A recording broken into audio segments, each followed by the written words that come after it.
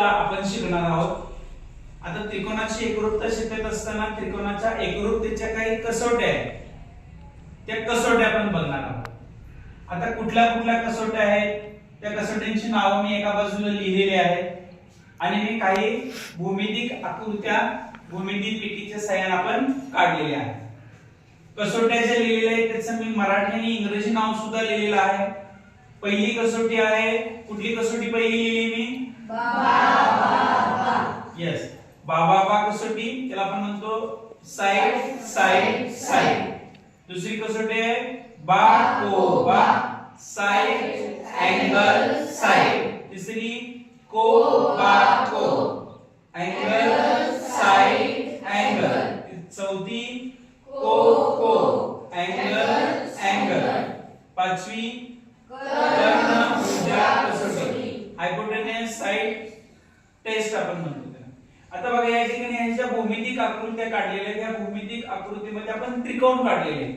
मी तुम्हाला समजण्यासाठी या आकृतीवरती काही खुणा केलेल्या आहेत आणि काही संख्या सुद्धा लिहिलेल्या आहेत, त्या बाजूची लांबीचं माप सुद्धा लिहिलेलं आहे। आता हे जे दोन त्रिकोण आहेत त्या दोन त्रिकोणाला आपण काय म्हणतो? एकास एक संगती। म्हणजे याच्यामध्ये या त्रिकोणाला 3 शिरोबिंदू आहेत, या त्रिकोणाला 3 शिरोबिंदू आहेत आणि हे जे शिरोबिंदू आहेत हे दोन त्रिकोणाचे शिरोबिंदू इथे लिहिताना कसे लिहिले बघा, हे जे चिन्ह काढलेलं आहे आपण म्हणतो एकास एक संगती।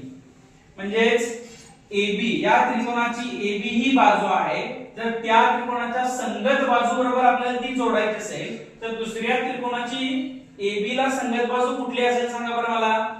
PQ। Very good. AC ला कुठली असेल? PR। आणि BC ला कुठली असेल? QR। Very good. म्हणजे या ठिकाणी या त्रिकोणाच्या 3 बाजू दुसऱ्या त्रिकोणाच्या कुठल्या संगत बाजूला आहेत हे तुम्हाला समजलं का? समजलं। मग तुम्ही मला सांगा AB बाजू इकडे कुणाला एकरूप आहे?